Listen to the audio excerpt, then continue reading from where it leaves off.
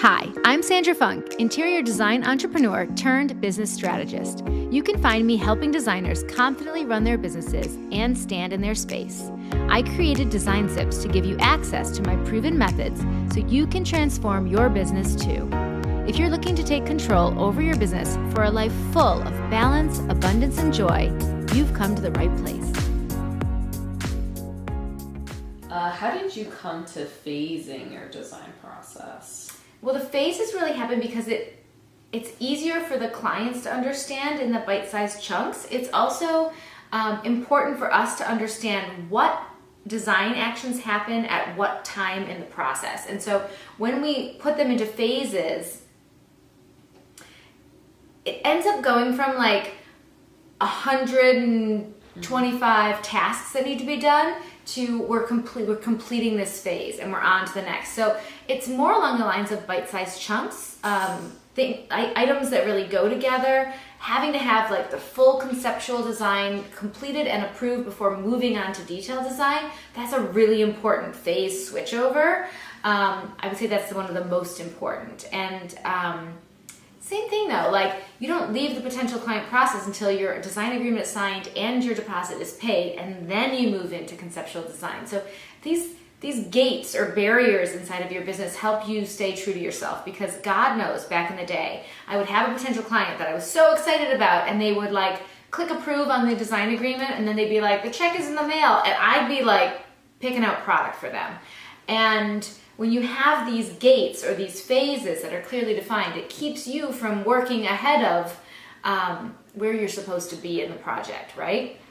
So it's good for everyone involved. And especially, again, when you have a team, that excitement of the new project and being like, oh, this sofa's gonna be perfect, I'm just gonna see if I can get a quote on that and da-da-da. Well, we don't even have the check in the mail yet, right? Like we're getting quotes on and picking fabrics for, no. One thing before the other, cart before the horse, the whole thing. You know, with the cart before the horse. Yeah. Yeah. There's the metaphors. Yes. Never that good. If you would like to hear her butcher more metaphors, please hit the subscribe button. Do you find yourself creating exceptional design work, yet still struggle to run the back end of your business? If so, check out my signature program, the Interior Design Standard, to unlock all the tools needed to transform your design firm. Everything you need to run a profitable business all in one place, from contracts and pricing calculators to templates and scripts. Take the leap and join designers across the world raising the bar for our entire industry by enrolling in the Interior Design Standard. The scenario, right? You walk into a new client's home and you're all excited, you're kicking off the project, and you have all these incredible ideas of what this room is going to be. So before you even really understand what's going on in the client's head, what their budget is or what their timelines are, you're thinking about built-ins and de Gournay wallpaper murals and, doing some crazy lighting installation.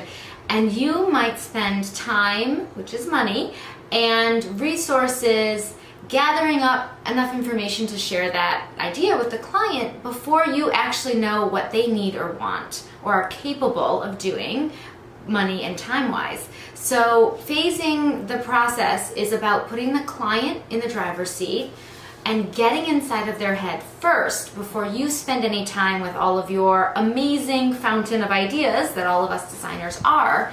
It's putting them in the driver's seat and getting all that information out of them in a systematic and clear way. And I will tell you, this is a lengthy design questionnaire that I put our clients through, and sometimes I am like embarrassed by how deep into their psyche I'm trying to get. But I'm telling you, we just did one the other day with a client and she was smiling very sweetly. You're asking them questions about themselves, and you're not being intrusive. You're not asking for their routing number or their age, but you are asking them about who they are. And people like to talk about themselves. They like to tell you the story of how they met if they're a couple. They like to tell you what they studied and where they studied. They want to tell you their hopes and dreams or their hobbies or interests. I mean, who doesn't want to be asked those really special questions and tell their story? And when they find out that you plan on using that information to make their design even more unique and special and more reflective of them, trust me, they're not annoyed to spend 40 minutes talking about themselves with you so that the design looks like themselves when it's done. Yeah. Cheers to that. The other thing I love about creating a system that scales is writing out those emails, putting out the language, the way that you want it to be said to your clients, to your referral partners, to your vendors and trades, right? If you're going to have team members taking on all of that communication, they should be using your voice. They should be using your values, right? They should be using your brand tone.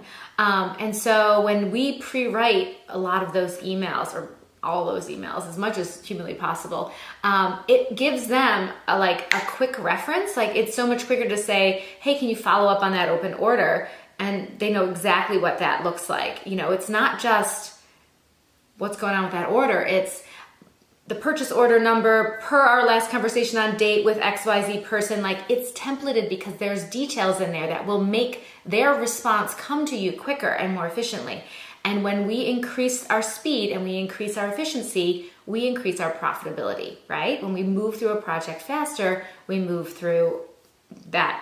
on to the next project and make the next design fee, the next commission, the next whatever faster. My name's Kimberly Merletti. I am the owner and founder of KMM Consulting. We are a fractional CFO company. CFO stands for Chief Financial Officer.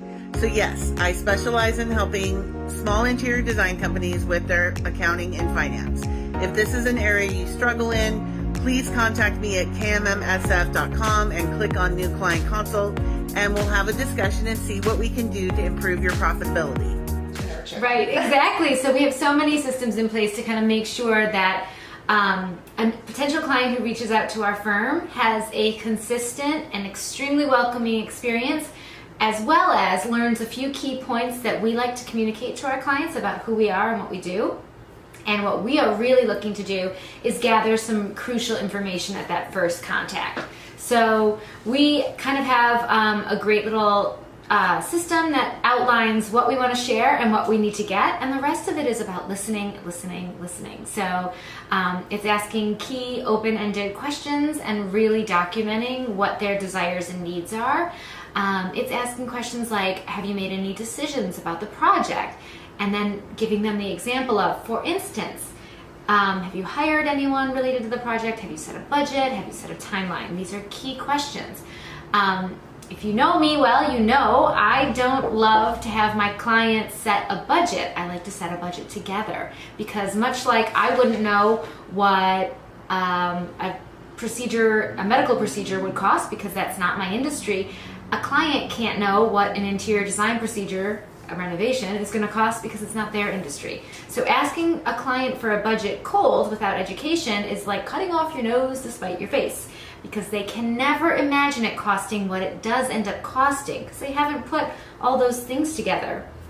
So instead, getting to an agreement on the zone that you're in and setting that budget together, always a winner. But we do like to ask that question, or at least ask if there's any decisions that have been made, because if there's a firm budget, we need to know that, right? Yeah, absolutely. Because sometimes there is. Sometimes there's a legit number, and or that's the a number. Super firm timeline that is unrealistic to our schedules. Yeah. Right. Because we have our own pipeline, right? We're always tracking and fiddling and fixing and making sure where we have room for another client, when we can take on another client, if we can squeeze something in. Of course, we'd love to do that. So I think it's about listening, number one. But we always use kind of a structure, because while you might get carried away and excited with the project, you really need to get the location address, the name and number of the people, and email address so that you can stay in contact. And then you need to share really key points about who you are. So it's crazy important to put your key defining characteristics out in front of this client. They may have gotten your number from a friend, they may have Googled you, they may have spent 4 hours on your website, they may have never seen your website. You don't know, so you need to communicate that right out of the gate.